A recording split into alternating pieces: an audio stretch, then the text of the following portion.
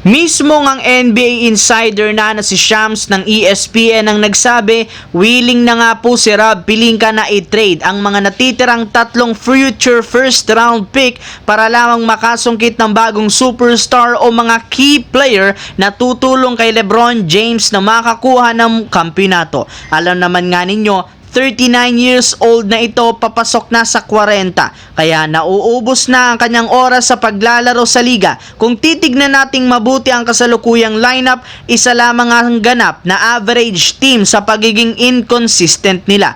Ibig sabihin, trade na lamang ang siyang magpapalakas sa lineup kung sakali mang makakuha sila ng lahat ng mga target kagaya ni Colin Sexton ng Utah Jazz, Nikola Vucevic ng Chicago Bulls at si Cam Johnson ng Brooklyn Nets. Well, gamit ang kanilang tatlong first round pick, maaari nga itong makuha sa iba't ibang klaseng trade sa mga susunod na linggo. Samantala, nasolusyonan na nga po ng Phoenix Suns ang kanilang problema matapos nilang maputol ang kanilang lose streak sa pagkapanalo laban sa Denver Nuggets. Pero aminado nga po ang front office na marami nga pong butas o kahinaan ng kasalukuyang lineup na siyang rason bakit 4 na beses lamang silang nanalo sa huling 10 laro. Hirap na hirap nga sila ngayong manalo laban sa mga contender. Kaya ibinulgar nga po ng isang insider na kabilang ang Phoenix Suns sa mga teams na inaasahang gagawa ng trade bago ang trade deadline. At una nga po nilang gagawin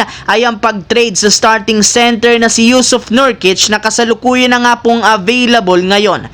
Hindi rin naman nila gusto ang pisikalidad nito sa ilalim na siyang dahilan bakit out-rebounded at outplayed sila. Kaya plano nga nilang i-trade ito para makakuha ng bagong sentro. Di nga kayo nagkakamali, bago man nila i-trade si Nurkic, kailangan nga po ng Suns ng isang legit na big man na ipangpapalit sa kanya sa front court. Sa kabilang banda, nagkaroon nga sana ang Utah Jazz ng pagkakataong maipanalo ang laro ngayong kontra sa Portland Trail Blazers matapos na sana nila itong matambakan. Ngunit hindi inaasahan na talo pa rin sila 122-120 gamit ang game-winning shot ni Scoot Henderson. Kaya sa pagkatalo ng Utah Jazz, mas lalo lamang silang nabaon sa pang-14 na merong record na 7 wins, 22 losses. At dahil nga sa nakakahiyang pagkatalo, nakapagdesisyon ng front office na simulan ng buwagin ang kasalukuyang lineup. Ayon sa source,